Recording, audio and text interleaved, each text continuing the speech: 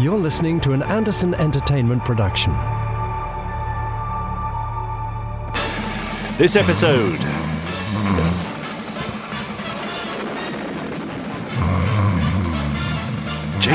Jamie, you're on. Oh, well, it's in pod 200 and something. Of the Gerry Anderson Podcast. You added dog. 5, 4, 3, 2, 1. Let's get started.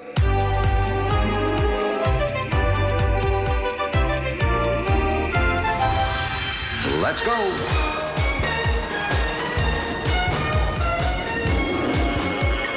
Spectrum is green. The Gerry Anderson Podcast with Jamie Anderson and Richard James.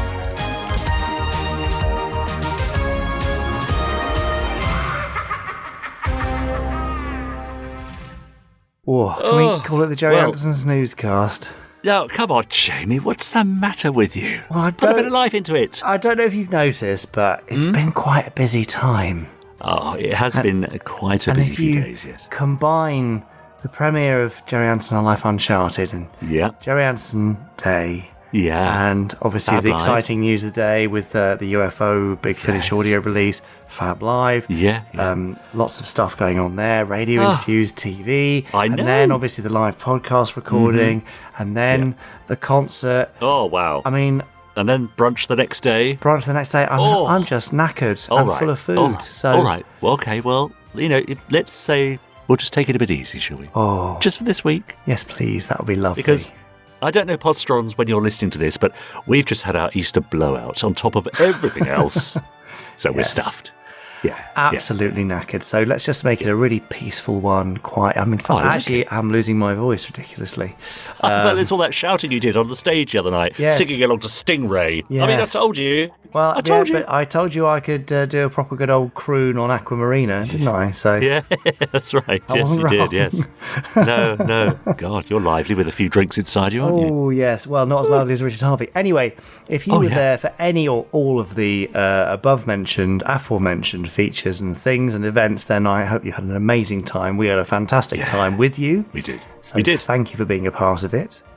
So this week's podcast is going to be a little bit of a quiet one, I think. It is, isn't it? I could tell. Yeah, it's going to be a bit more sedate than usual. We'll have most of your usual bits and pieces. Yeah. Of course, yeah. Well, have we still got a bit of newsy news? I'll probably think of some newsy news, yes. Have we still got Chris Dale and his amazing randomiser? I believe Chris is in attendance, yes, although I haven't seen him. I mean, I assume he's probably still drunk, but... he probably is. He's I'm not keeping here. my fingers crossed for this one, but do we have a fab fact? Now, after the fun of the weekend... Yes? I appear to have misplaced my book of fab facts. However, I do have what I think is quite a fab fact. Okay. Connected to the documentary, so there will be a fab fact, and you won't even be needed in terms of shouting fab, just here for your witty retorts, comments, and rude things you say. Well, you're spoiling me. And on top of all that, of course, our Podstrons are still pretty lively, and they've been busy emailing us in at podcast@gerryanderson.com. They've been commenting on our Facebook group, and they've also been tweeting the life out of themselves on Twitter, hashtagging us Gerry Anderson Podcast. Reviews are still coming in, and emails are still coming in about A Life Uncharted, the Gerry Anderson documentary. However, not had time yet to pick up any messages concerning the live podcast and the concert, so we'll absolutely touch on your thoughts, Podstrons, about those next week, I should imagine. Yeah, let's give them time to gather. I think that'll be rather nice. But yes, so many of you have sent me lovely emails and messages and joined us for various screenings, and we're super grateful. So thank you very much, all of you, for being a part of all this amazing nonsense. Yeah. I mean, gubbins. Yeah, and gubbins, yes, that's the word of the day. That's what I should say. Anyway, I feel like a fab fact might perk me up ever so slightly. Right. And we'll probably have the opposite effect on you. Out. Yes, you can sit it out, but it's actually more of a little mini discussion I want to get your thoughts on. Oh, go on then. Let's hear it. Okay, here's this week's Fab Fact. Now, time for this week's Fab Facts.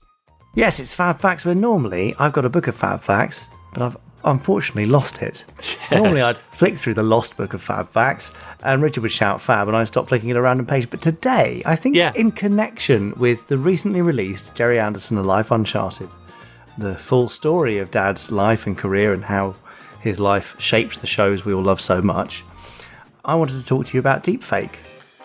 Oh, right, okay. Now, as you well know, probably by now, a large part of the interview with Dad in Gerry Anderson Life Uncharted is original audio files that have been lip-synced to by an actor called Roly Hyde, and deepfake AI has replaced Roly's face with Dad's. Yes. And so the effect is essentially Dad telling his story on screen for the very first time, but using original, authentic audio. Now, the fab fact this week is that at one point during pre-production of this documentary, we were also considering recreating a deepfake audio version of Dad that would have been capable of saying anything that we wanted. Wow. So we were talking to a company, strangely enough, based in Ukraine. So actually, probably a good thing that we didn't end up requiring their services, because that could have made things very, very tricky, and it would have been very, very sad, beyond the obvious sadness already. But essentially what was going to happen was we were going to feed in approximately 2 hours of audio of Dad talking across the years.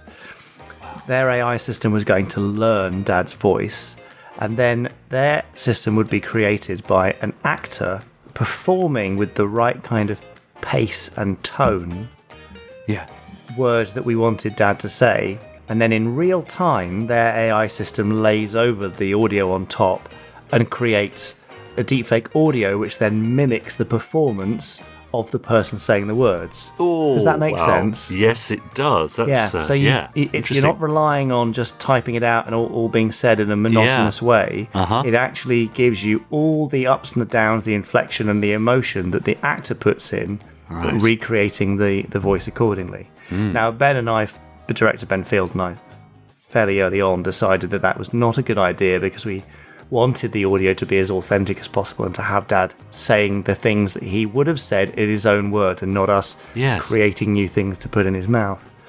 But that could have taken it down a very, very, very different path. So, being one of the first people to have seen the documentary, Richard James, I'm going to ask you, based on your experience in the cinema at the BFI for the premiere and seeing the deepfake on screen, how do you feel the result was with the video deepfake versus what might have been with an audio and video deepfake? Well, I think the key is trust, isn't it? When you hear the authentic audio, you trust that is what Gerry said, that these are his own words. That's what you're hearing. If there was an added element of a deepfake voice, I wouldn't trust that was what Gerry had said, would say, might have said, and suddenly it becomes rather editorial, doesn't it? Yes. You might have made him say, well, anything to suit your narrative. Yes. And one of the great things about the film, I think, is actually it doesn't suit anybody's narrative. It's Gerry's narrative. There's no sort of, no one's coming at it from any strange angles. It's just a straight down the line. This is what Gerry thought, and that's because we trust the audio. Yeah, and as he says in his own voice, this is mine, as in, this is my story. Yes. Yeah, that's right. Yeah, exactly. Wow. So how far did you get? Did you actually sort of exchange files and maybe get a test sentence or two out of... No, we listened to a few of their versions they'd done. So they did they did a Barack Obama, and they did a Mark Hamill, a young Luke Skywalker voice. Now, you see, interestingly enough, of course, they would be, I suppose, performances, wouldn't they? And that's the difference. I can see it working, in a company like Big Finish, for example. I mean, I hope they don't go down this route, but you could see how such a thing might be attractive if you're producing an audio drama and you want an actor who's no longer with us, their voice with the, blessing of their estate and family and so on, because that's a performance. Yeah. Whereas if you're taking a person and literally putting words into their mouth, that's a slightly different thing, I'd say. Isn't it interesting? But there you go. We didn't go down that route. What you have seen is accompanied by audio, which is true and authentic and virtually unedited. Really only edited to clean up clicks and pops and hisses and long pauses, and even some of those made it in still.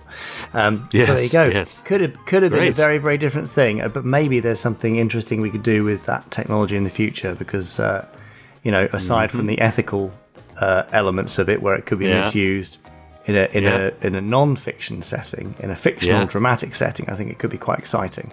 Yeah. So there you go. I mean, but in a sense, it's no worse than John Coleshaw giving us his "Madam, what tier is this?" Over lockdown. I mean, that's that could have been just as he could have got John Pertwee's voice and made him say it. Yeah. So it's a fine line. It is, isn't it? Well, it's all going to be interesting as these things evolve, and maybe we'll use it in the future. But it didn't get into this thing, so it's only visual deepfake, and we hope you enjoyed how that was used. But I think that probably brings us to the end of this week's Fake fact! Yay! Of course, it was a fake fact. Well, it was a real fact about. It was a real fakes. fact about fake. Yeah. Also, if you were sitting in row K, seat 33, and you found a book of FAB Facts beneath your seat, could we have it back as soon as possible, please? Yeah, that would be very, very helpful. Thank you very much.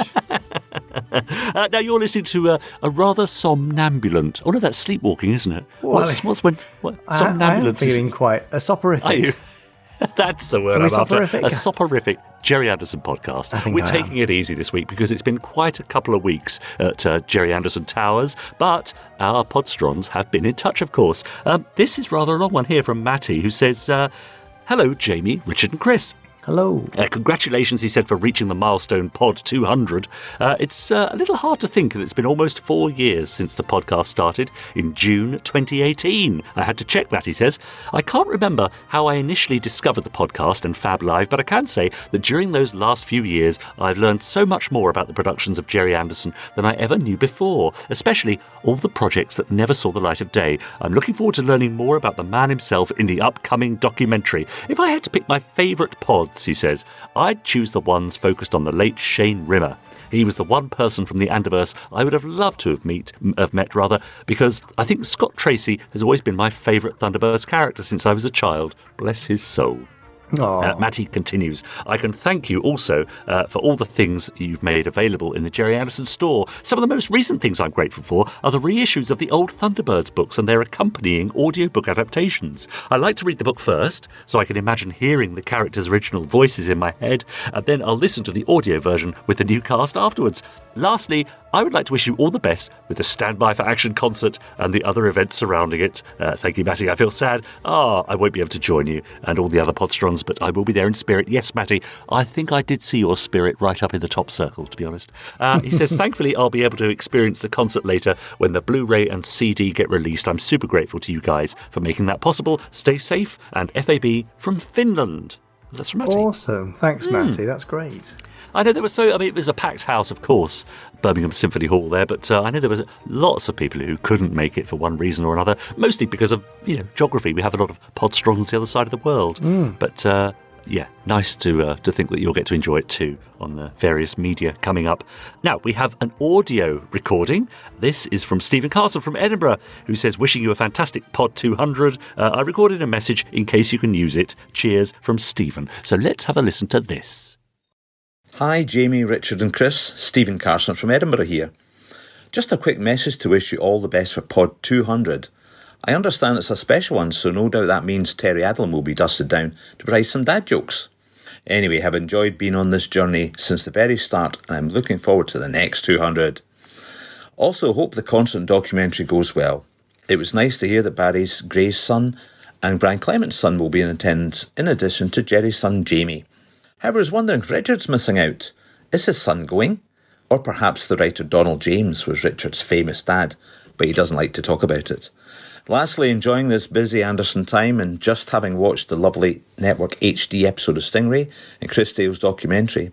However, perhaps Jamie might want to space things out a little in future, as Richard and some of us podstrons aren't getting any younger. An FAB to all involved. There. Thank you, Stephen. Yeah, well, nice. And my son didn't go, unfortunately. No. Well, he's not even in the country, so that's fair enough, isn't it? Oh, okay. That's a good excuse, I suppose. Yeah. Message here from Duncan Moss. Hi, Jamie, Richard and Chris. Just wanted to say a slightly belated congratulations on reaching your 200th podcast. Not only is it informative and fun with the interaction of fans, it's like being part of a family, which is wonderful, as I think some fans can often feel quite lonely, especially if they're not a part of a big family. Also, says Duncan, many thanks as an Anderson insider to Anderson Entertainment for the terrific and generous gifts you have sent me each month. Very much appreciated.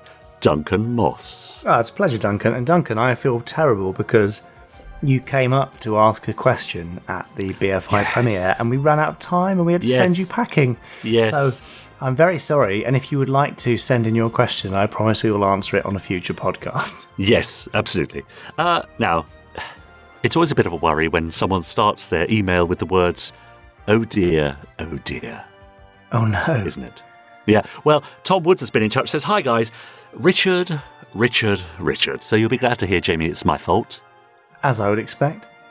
He says, it was Alan Ladd that starred in Shane, not John Wayne. I just thought I'd let you know. And just in case no one has mentioned it, it was the Mercury astronauts that the Tracy brothers were named after. Yes, Tom, I know that. I know, we've covered that. But thank you. Okay, Alan Ladd in Shane, I will remember. A question from Daniel Dudley, who says, I was just wondering, what's happened with the Gerry Anderson project, A Christmas Miracle? IMDb has it listed, and I always look online around Christmas to see if that Christmas is when it'll come out. So what's the latest on that? Well, actually, I can't really tell you much about that. Yeah. As is so often the case with these things, they go in and out of development, get picked up, get put down again.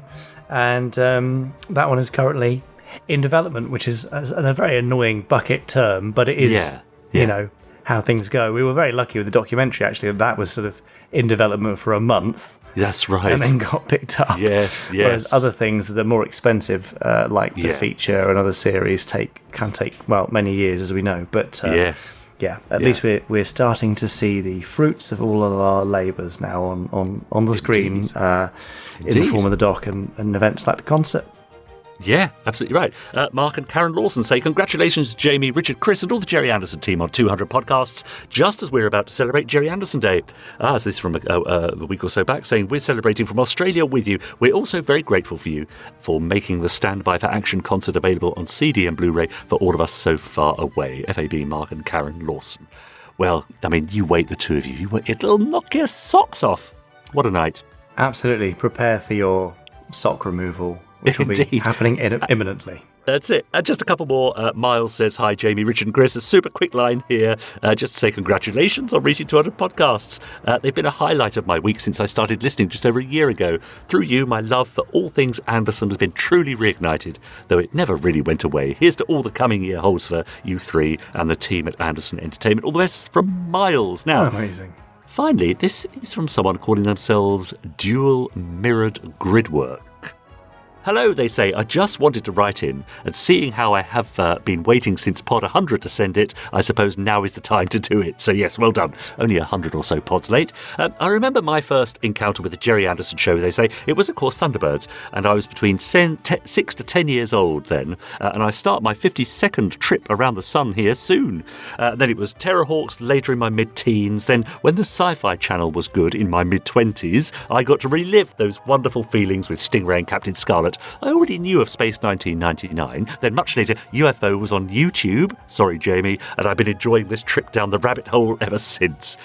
They say I marvelled over the actors and sets, whether they were actors on strings and borrowed voices or flesh and blood, and with their wardrobes. But the one thing that's carried me forward is the sets and the scale of all those shows. I always love the attention to detail in the buildings and the vehicles. Jamie, you and Richard have such wonderful chemistry together, and I enjoy Chris and Marina and his wonderful randomizer as well. I know this podcast further cements Gerry's legacy into the future, and I'm sure it will not be forgotten.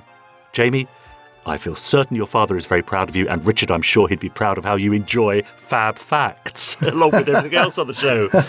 They finish by saying, also, I'm not Tom Hodden, but I do have... Oh, no. A quick fire 5. I thought I'd go away with this.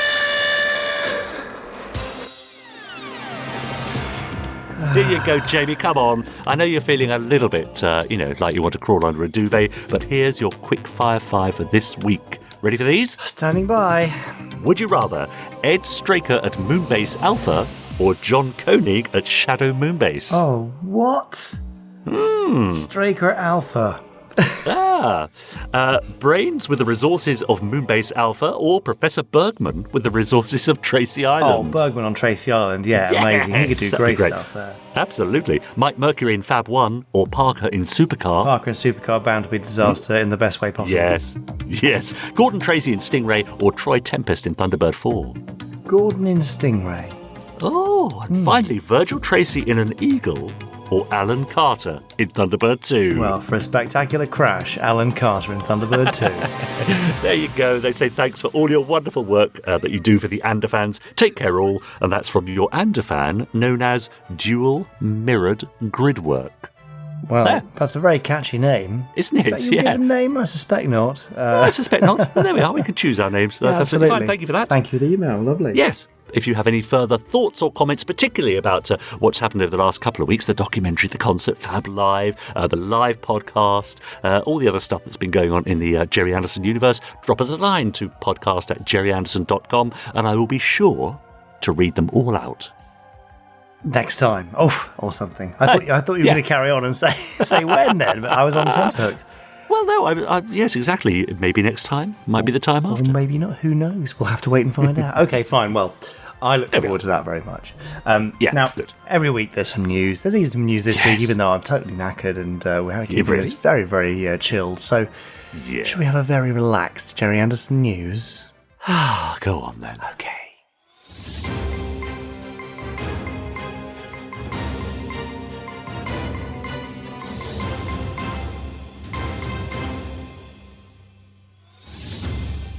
So it's this week's Gerry Anderson Snoozy, Snooze. Brilliant. That's very, very clever. I love that. That's amazing. Now, obviously, you will have seen the fantastic news that Big Finish is releasing a UFO audio drama series. Nice. And maybe you haven't seen it, and I've just told you. And now you're very excited. Mm-hmm. Well, you should be, because it's absolutely fantastic. I think you're already going to enjoy it, and it sets up Shadow back from its very early days. So it goes into much greater detail than the TV series was ever able to, but really plays into all the stuff that you know. So I think you're going to enjoy it. You can pre-order it, I think, now from the Big Finish website. And are you saying it's a prequel then? Is that what I'm hearing? It's not quite a prequel, no, because it does go into the series as the original series started, but there's a lot more fleshing out going on. Great. So you're going to love it. Now, also, of course, from this week, possibly even a couple of days ago, depending on when you're hearing this, we will have put up for pre-order the DVD and Blu-ray of the concert, which will be shipping, we think, in June, so you can pre-order those now. Also, the small number of remaining souvenir programs, which can also be bought from the Gerry Anderson store from shop.gerryanderson.com. Soon to follow, or possibly already out, it's actually difficult to tell at the point we're recording, is also the soundtrack, and we believe that's going to be a CD and a double vinyl set in partnership with the lovely folk at Silver Screen, so that may also be available to pre-order now, and if not, will be available very, very, very, very soon. Very, very soon. Good. Very soon indeed. Have you watched Gerry Anderson Life Uncharted yet? I do hope so. We'd love to hear your thoughts. If you are a blogger or a reviewer, please do send us the links to your blog or review of it. We'd love to share that around too. And if you haven't yet tried in the UK, then you can go to BritBox.co.uk and get a free 7-day trial, which I rather stupidly recommended that people do and then cancel 7 days later in front of the lovely people from BritBox at the premiere. So don't do that. I mean, you can do that, and then it's totally free. But that's the way to watch it in the UK. Outside of the UK, in fact, just as we've been doing this recording, I've had a message from the distributor to say that there's a couple of imminent international sales coming up. So we should have news for you if you're in places like Australia, New Zealand, or the US or Canada. Great. With other territories soon as well. So thank you for your patience while you wait for that to come out. There's some other very exciting bits and pieces coming up, including something Thunderbirdsy, something new Captain Scarlety, something Fireball XL 5e, but I just can't tell you any more at this particular moment in time. And seeing as this is a very snoozy, newsy news, I think it's time that I return to my previous status, mid-snooze. So that's the end of this week's Gerry Anderson Snooze. That was the snooze. Snoozy, snooze, snooze. Beautiful. Well done you, Jamie, for ploughing on. Well, I'm not really ploughing, am I? I'm sort of stumbling and stumbling and mumbling. Yeah, stumbling and mumbling. If you're on Facebook, you might already be a part of the friendliest Facebook group. Facebook, in the world. That's a good. It's Gerry Anderson Podcast. It's our wonderful podcast listeners group. Now, there have been a few lovely posts over there over the past few days. David Lee Summers, for example, says, I've been having fun listening to Pod 200 today. Oh, yes, I remember it well. He says, I came to the podcast knowing Thunderbirds, UFO and Space 1999. And since listening, I've discovered Space Precinct, Captain Scarlet, Terrorhawks and more. I was especially delighted when Richard James read the first letter I sent in about Joan Marie Verber's Thunderbirds novel back in Pod 162. And now that seems a lifetime ago, doesn't it? Well, it was if you're a... hedgehog? Butterfly? I was going to say a sea monkey, but okay. Oh, okay. Well, yeah, sorry. Paul Hyde says, hi, everyone. On the 11th of June, I will be abseiling 100 foot down the Spinnaker Tower for Age UK Isle of Wight, so please give whatever you can. Thank you. And that's, of course, Paul Hyde from the Isle of Wight, and he's posted a little charity page there where you can give some money to and support him in his amazing endeavour. Thomas Keller posted, Richard James does it again. Does he? That's good, isn't it? First, the Mercury astronauts. Oh, and now this, says Thomas. The classic Western Shane does not star John Wayne, but rather Alan Ladd as the titular character, with a very memorable villain turn by Jack Palance. All right. Okay. I mean, a guy makes a simple mistake. Well, all right, 2 simple mistakes in, a year. Oh, dear. And I get picked up on it. Oh, dear. Yes, thank you, Thomas. Thank you for that. Jonathan Westall says, I was very surprised to see my copy of Operation Asteroids arrive today when I only ordered it yesterday afternoon. Amazing. He says, I've now finished reading it and thoroughly enjoyed it. I look forward to listening to the audiobook edition of it when it's released. FAB. Lovely, Jonathan. Do let us know what you think of all these various audio books that are coming out. Morty Vicker says, thanks to Richard's clear explanation of his real attitude to Fab Facts in Pod 200, I'm pleased that I understand the podcast better now. In my naivety, I used to think that Richard really didn't like Fab Facts, but I see now that it was a well-played theatrical conceit. It's nice to know that Richard's weekly groaning reluctance when introducing the Fab Facts segment is not real. It's just a sort of running gag, and in reality, he loves it just as much as we all do. I know now that it's exactly the same as Jamie's running gag about not being a fan of Joe 90, because in reality he loves it and nothing at all to be worried about. Thanks for making it clear, from Morty Vicker. Well, yes, believe what you like, Morty. You carry on. I'm not going to disabuse you of that. You think whatever you fancy. Yeah. So there we are. We'll be heading over to Twitter a little later on to see what people have been tweeting about. But in the meantime, do head on over to our Facebook group and just answer a couple of questions, and we'll let you in and you can join in all the fun. Blooming lovely. Yeah. Look forward to seeing you there. Now, I'm so knackered, I can't actually tell you what this week's interview/feature is. What? So we're all going to be surprised when this happens, aren't we? Wow, okay.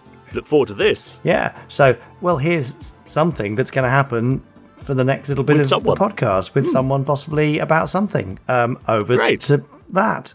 Someone. So tell me your name and how you got involved with this project. My name's Roly Hyde. I was plucked from my allotment, the obscurity of planting the sweet peas. A phone call came through, you look just like Gerry Anderson.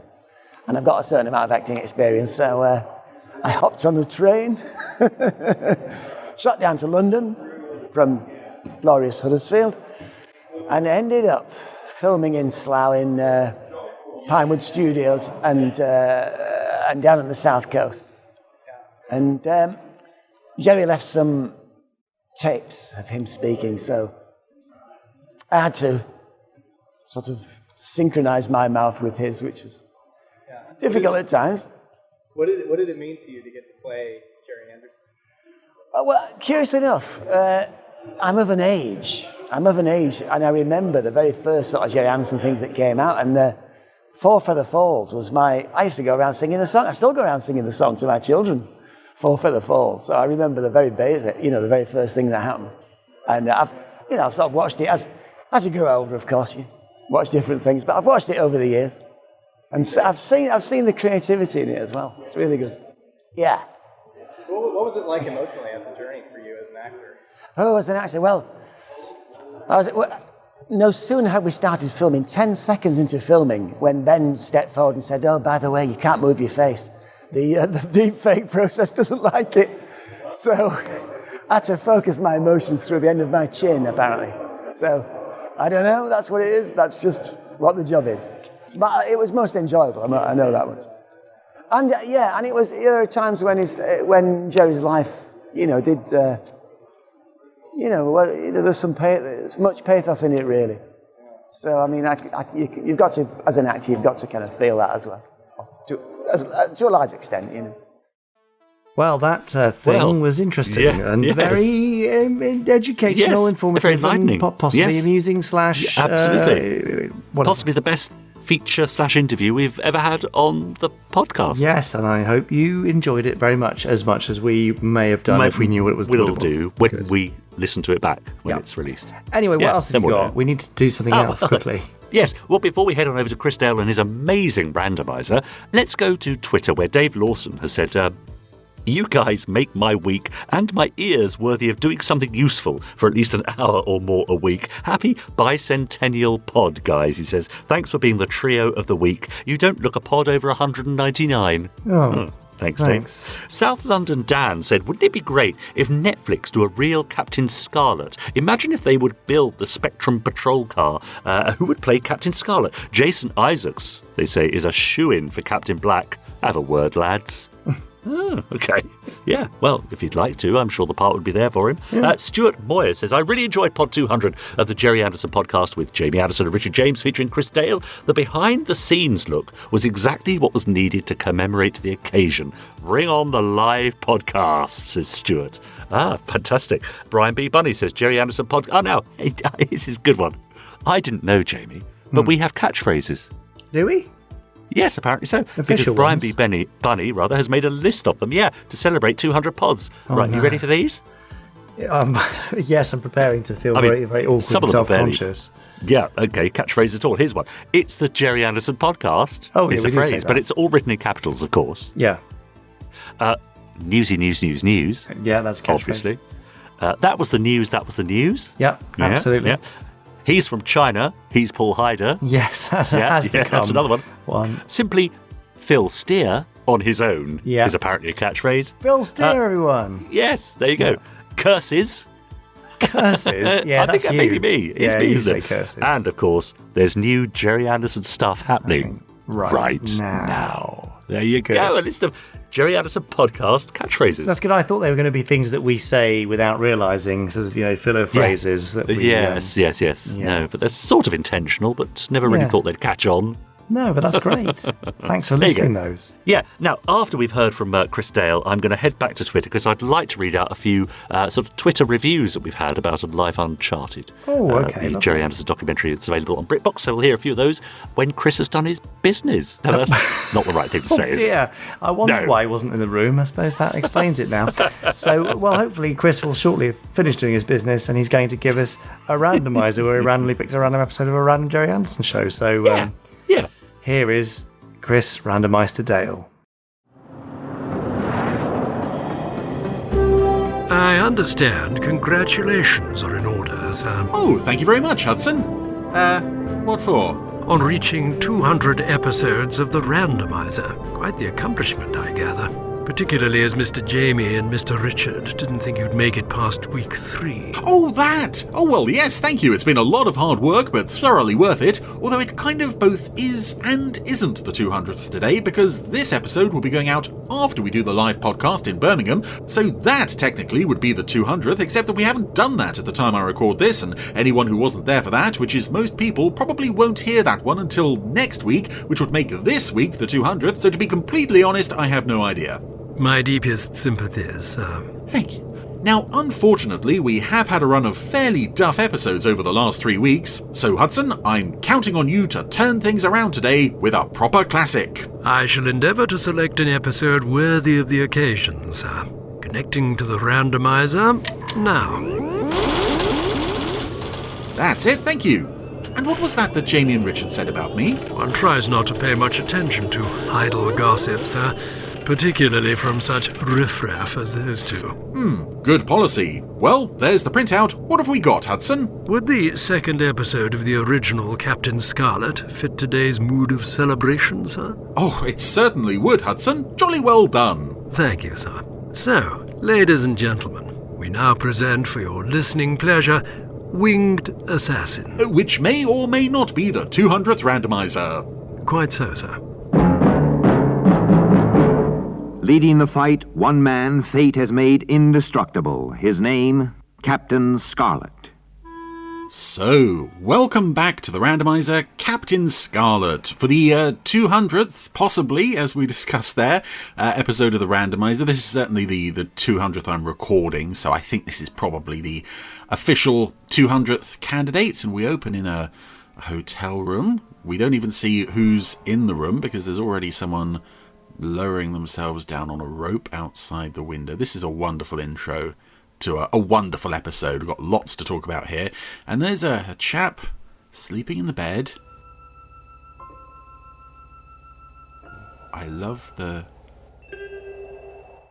very subtle draft noise on the soundtrack as the assassin opens the window. He's putting the rifle through this long, slow close-up on the figure in the bed. I love that he's lying there with his eyes awake, like he's worrying about something.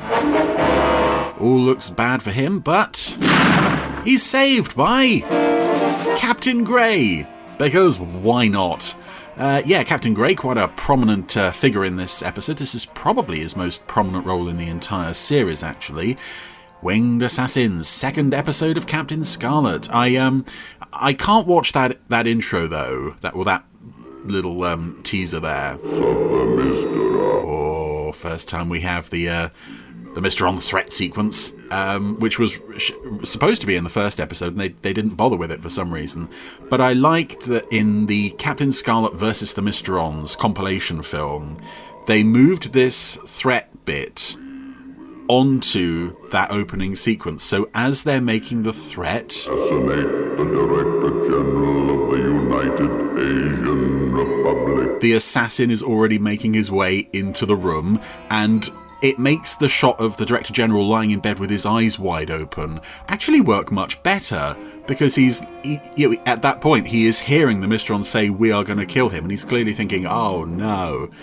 It doesn't quite explain how Captain Grey manages to get onto the scene quite so quickly, but this is Colonel White to all members of Spectrum. It's very cool. It's a very cool shot of Captain Grey. Intend to assassinate the Director General of the United Asian Republic. They have already made one unsuccessful attempt on his life, and you can be certain they will try again. The Director General is the elected leader of 200 million people, and I don't have to spell out the consequences if he is killed.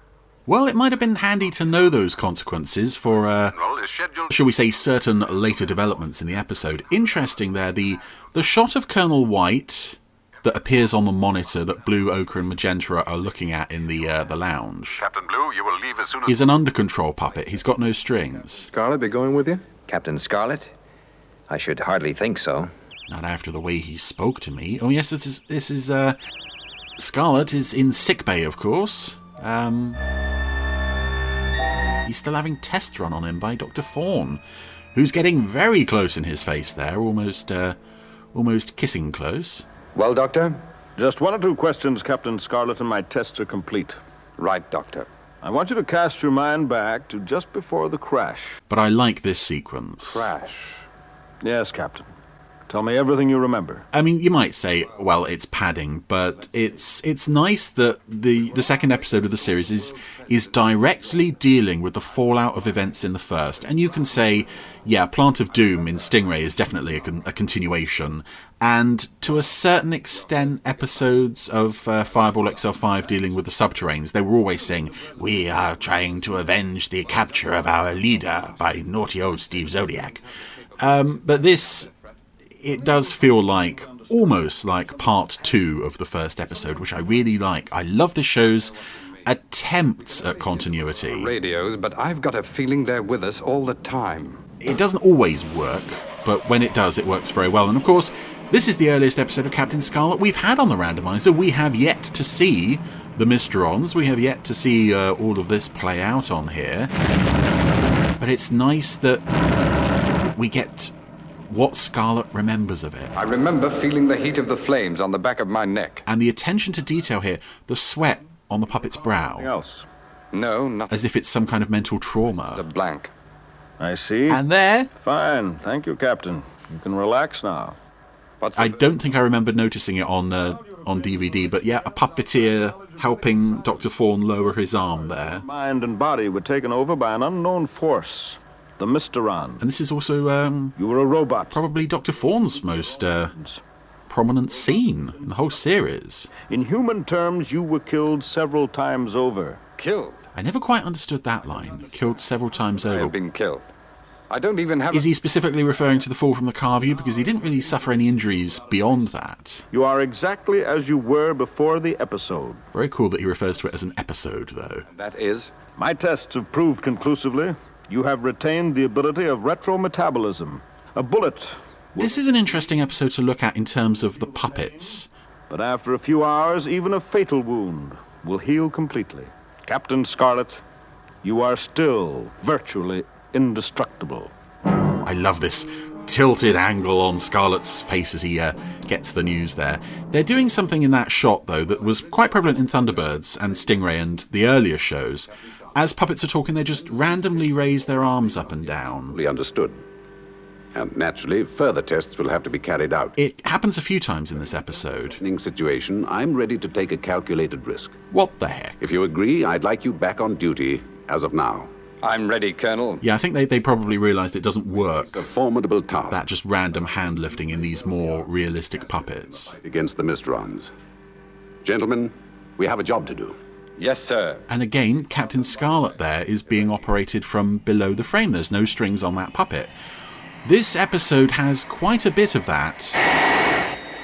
And to be honest, I don't think it's quite so successful. I think the under control stuff works best when the puppets are in a vehicle. It works great on the Angels when they're in the interceptor cockpits. Same for a large majority of the scenes in the in cars generally. But when the puppets are just in a room and you can just sense the puppeteer working them from underneath, there's a great example of that coming up later. And to be honest, I have a theory, and it's not even really a theory. Please don't quote me on this because I have no evidence to support it. But if somebody told me that this episode was filmed first, I could quite honestly believe it, because they're trying things with the puppets here. The under control stuff and the... Your radio link is channel 02. Lieutenant Green's doing it now. The code call is Zodiac. Repeat, Zodiac. He's just randomly lifting his arm up and down to emphasize SIG. The point. So if someone told me, if someone provided conclusive proof that this episode was filmed before the Mysterons, I could believe it, because the puppetry isn't quite there. But I have a feeling... with these new puppets, and yet somehow it is in the Mysterons. Seal. Again, I have no evidence to support the theory that this was filmed before the first episode, so please don't quote me on that. It's just... the puppetry feels like it's taken a slight step back with this episode. But it may just be that they're doing a bit more experimental stuff. Anyway, I waffled all over. Scarlet's back on duty. Everyone's fine with that, interestingly enough. I suppose in a Super Mario Nation show you can't really get too bogged down in... if this were a real-world organisation, there is no way Scarlet would be back on duty. Ever. But, here it's like, yeah, you're fine. Indestructible, we'll put you back on duty. What's the worst that can happen? Well, for the passengers and crew of the DT-19, who've just taken off from... where have they just taken off from? Level off. Leveling off, sir. Wherever it was they took off from. They were watched by Captain Black. Satellite? Yes, sir. Slight turbulence around PONR, but a 30-knot tailwind all the way. Good. We should be in London for lunch. And these two pilots on the DT-19, both of whom are voiced by actors who aren't credited on the show. One of them is Neil McCallum, playing the captain. But the co-pilot's voice, and I think I may have discussed this in the route the Director General will take. Big Ben Strikes Again, because he plays a policeman in that. That voice... 10/4. I've seen it credited to Sir. Charles Tingwell. I've seen it credited to Martin King.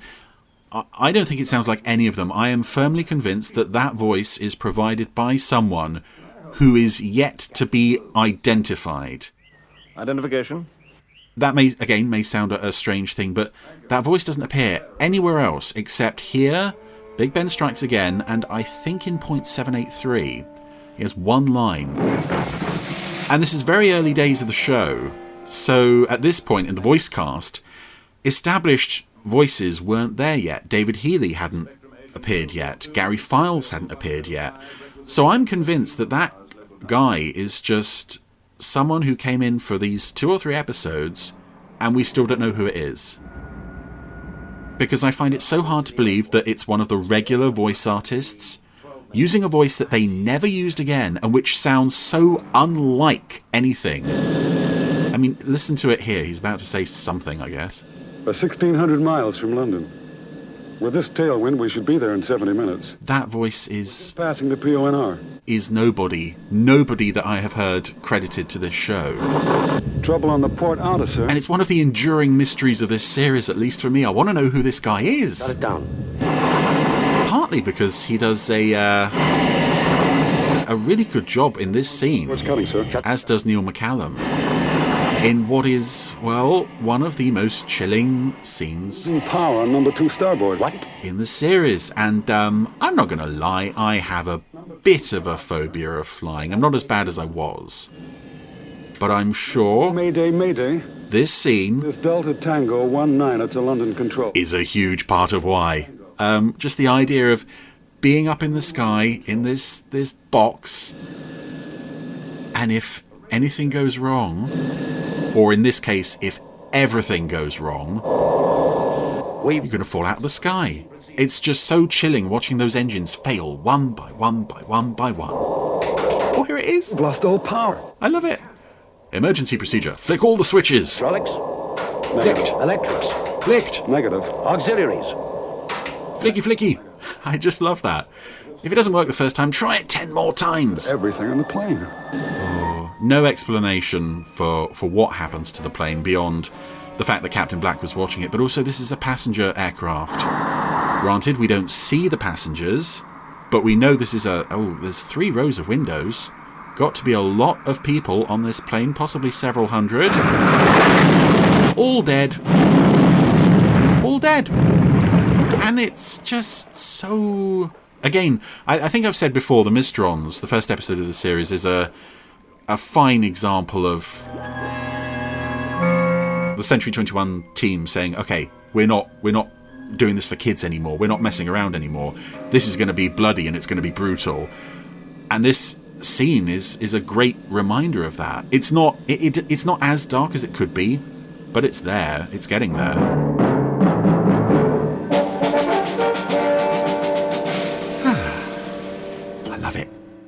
It's horrible, and it will stick with me forever, that scene. Meanwhile, Captain Gray is escorting... Wave to the crowd. Remember, you're supposed to be the Director General. Somebody dressed up as the Director General, and it looks to me like one of the security guards in the background there is played by Captain Magenta. IG. He's just out of focus enough to make it difficult to tell. Oh, and this is odd. Decoy motorcade. The real Director General will follow in the tanker. There, another odd, awkward moment of puppetry. When Colonel White finishes his line, he turns his head to look towards Green, but it happens so quickly that it almost looks like he's doing a bit of an Exorcist thing. It almost looks like his head, turns 180 degrees. But here we are with one of the more underused Spectrum vehicles. I think this is a great idea, and it's lovely that they incorporate it so early on in the show. It shows that Spectrum are, thinking about their security arrangements. And to be fair, Spectrum security in this episode is, for the most part, top-notch. Are you ready, sir? It's the Yellow Fox tanker. Right. Now. They've sent off a decoy motorcade with phony Director General, while Captain Gray and the real Director General just sneak out the back door. They sneak out the loading bay door and into a petrol tanker, which of course we know is an armoured personnel carrier. Your personal jet will be waiting at London International Airport, sir. It's a great idea, and it only appears in this episode and I think Dangerous Rendezvous. And that's odd. Airport security guards dressed in Spectrum uniforms. By your efficiency, you don't leave much to chance. I guess they must have been quite short of uniforms and puppets. Just give the radio operator the frequency. In this early days. Like, this is Lieutenant Dean as the airport controller who was in the previous episode. Spectrum agents are concealed in strategic positions. Captain Magenta is in a dustbin on the perimeter of the airfield. And I love that the motorcade crosses over the bridge that Rhapsody destroyed in the Mistrons. And obviously it's just a reuse of the same set, but it... The tanker won't be far behind. It could be that someone rebuilt that bridge. Who knows? But I do love how we've got Spectrum operating on multiple fronts here. We reached the airport. The Angels are nearly there, or they've just arrived. Grey and the Director General are nearly there. There's a decoy motorcade. Scarlet and Blue are there taking charge of security. 19er to London Control. And yet the Mistrons are ultimately going to completely outflank them. Control to Delta Tango. With the replicated DT-19. Ceiling 4,000 feet. You are clear to join Umbrella at 3. Repeat, 3,000 feet. Thank you, London Control. Yeah, as I mentioned earlier, the Captain Scarlet versus the Mistrons compilation video, I may have mentioned before, that was my favourite of all the Super Space Theatre tapes. I think because it just... You in about 15 minutes. It flowed so well from one story to another. There was a bit of a blip with Seek and Destroy, but I loved watching this following directly on from the Mistrons. It felt suitably epic and suitably film-like. Yes, there we go, the motorcade has indeed arrived at the airport. The terminal building.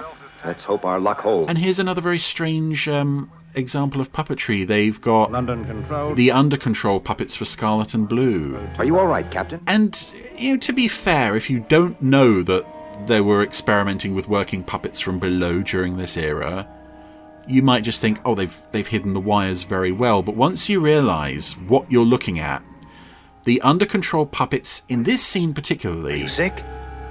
They start to look a bit robotic. My head. A bit jerky. And it doesn't help when you've got the airport controller and his assistant. They're still on wires. I'm fine.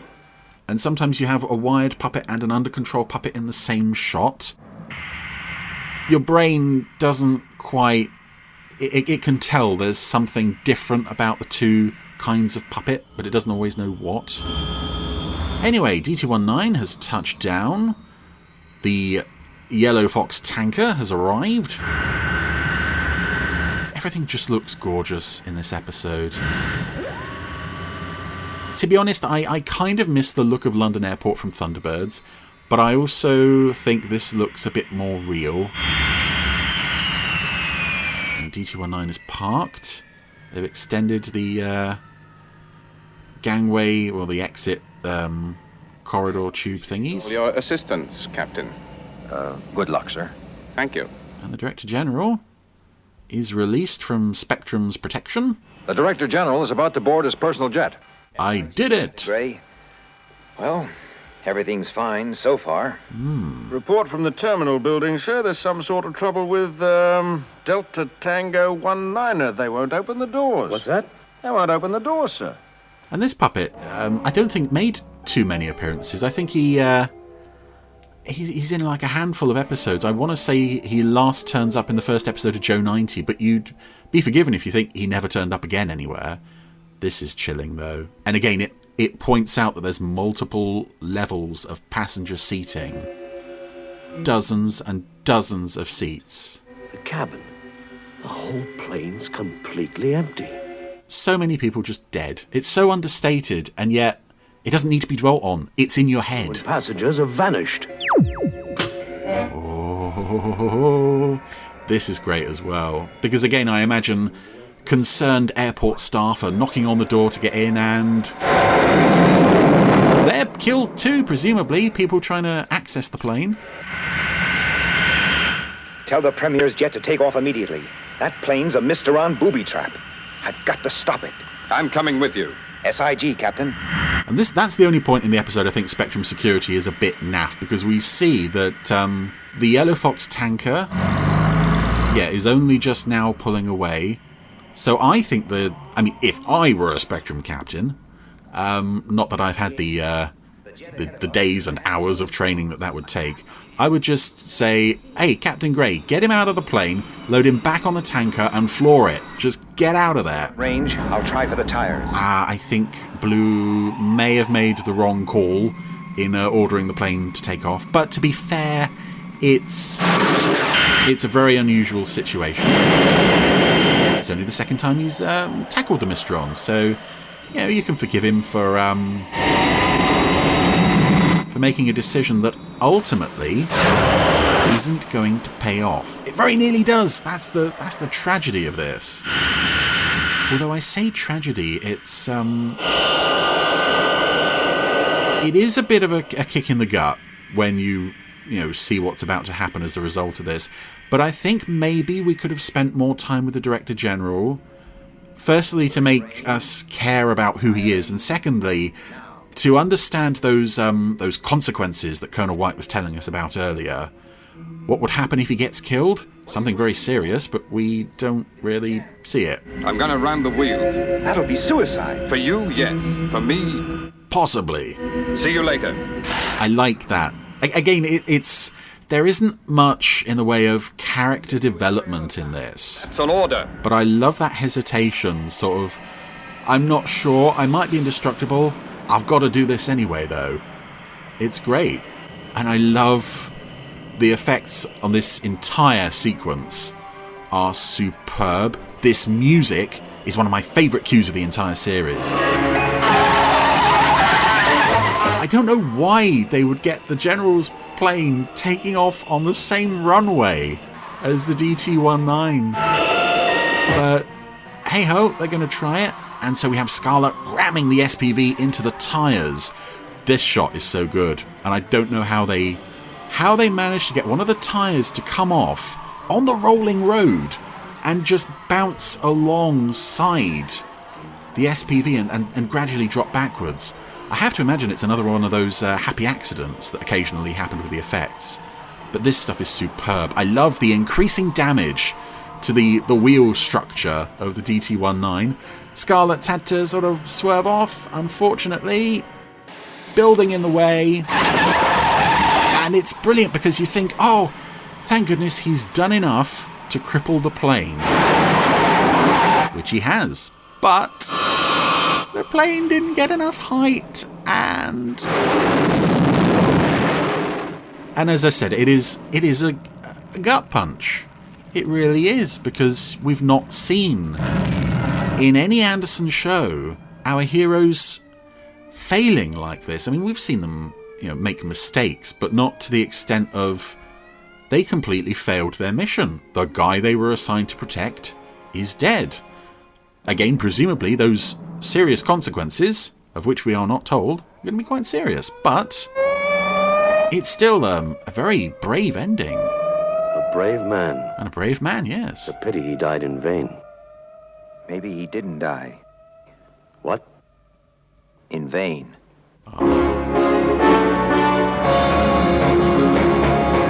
It's nice to think that Blue isn't instantly on board with the whole Scarlet's indestructible thing. Colonel White seemed to be like, gung-ho about it. Yes, he's indestructible. Let's just throw him out in the field and see what happens. Anyway, that was Winged Assassin, and Scarlet. I love the first episode of Captain Scarlet. I love a lot of the first episodes of most Anderson shows. I think a lot of people do, and you just you're aware going into the second episode, it probably won't be as good as the first, but it may be my fondness for Versus the Mistrons talking, but this episode is such a strong continuation of the first. It touches on so many interesting themes that maybe it doesn't quite have enough time to fully explore. That, I think, is maybe something you could say about the show generally. But script by Tony Barwick, directed by David Lane, and it's just, both of them give so much to what is one of my favourite episodes of this series. I love that Spectrum seems so competent, so professional. They put their everything into protecting this guy, and in the end, the Mysterons just were just stronger and smarter and beat them. Wonderful stuff.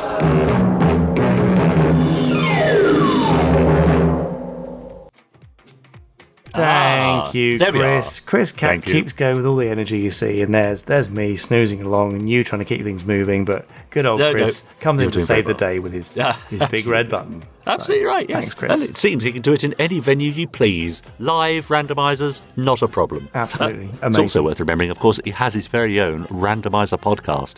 Yeah, just search for Gerry Anderson's Randomiser, and I think you'll find it on any platform of your choice, just about. Almost any platform. There you go. Now, so back over to Twitter, I did say that I just catch up with the few tweeted reviews about Gerry Anderson and Life Uncharted. Vince Bishop said it was quite incredible, a fascinating, riveting, deeply emotional documentary, and a must-see for all Gerry Anderson fans. It certainly left me speechless and emotional by the end. Ah. Nice one. And Nicola Rossi says stunning and ethical use of AI deepfake in Gerry Anderson and Life Uncharted. Such a moving and insightful documentary from Jamie Anderson, Benjamin Field. I loved the BFI premiere, says Nicola. Daniel Coffey said he had a great time at the BFI to see Gerry Anderson and Life Uncharted. Highly recommended. Many Thunderbirds fans for its thoroughly developed story and fascinating visuals. Be sure to watch it on BritBox UK very soon, and have a lovely evening, everyone. Well, that's very kind of you, Daniel. Thank you. And finally, in a similar vein, Danny Duke says, I had a fantastic time today at the BFI watching A Life Uncharted, directed by Benjamin Field, evoking so many memories and thought-provoking about my own relationship with my father. It was a really great film. Oh. That's interesting, isn't Thanks, it? everyone. Yeah, that's lovely. We keep finding that people connect with it in different ways. Yeah. Some over the relation to the show content, some to things in their own lives that sort of have a mirror held up to them, and some just because it's a human story. So I think watching it from my age, I absolutely could understand what you were saying about, Gerry being a man of a certain generation, and they didn't wear their hearts on their sleeves necessarily. That really, really hit home, I think. Yeah. Oh well, that's lovely. What a nice little collection. Thank you for those, and hopefully we'll hear more from you in the coming weeks, Podstroms, with your thoughts on Life Uncharted. Right, I think that I need to go to bed. Oh, is that allowed? Yes, all right. I'll go make you hot toddy, shall I? Oh, do you know what? That might just hit the spot. Oh, great. But then, I think I shall be tucked up in my bed for a few days. So yeah, all right, okay. Thank you all for your kindness and enjoyment of all things Anderson, particularly in the weeks just gone. And we'll be back with a more perky future podcast next week, 200 and something plus one. Yeah, all right. How's that? Yeah, we'll do that. Good, okay. Well, thank you for listening, Podstrons. We'll be in your ears, be they clammy or not, next week. Thank you for having us. Goodbye. Bye-bye.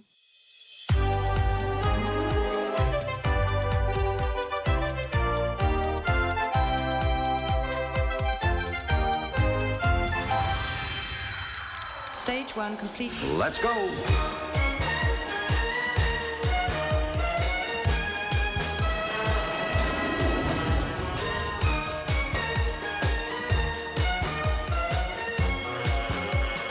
Spectrum is green.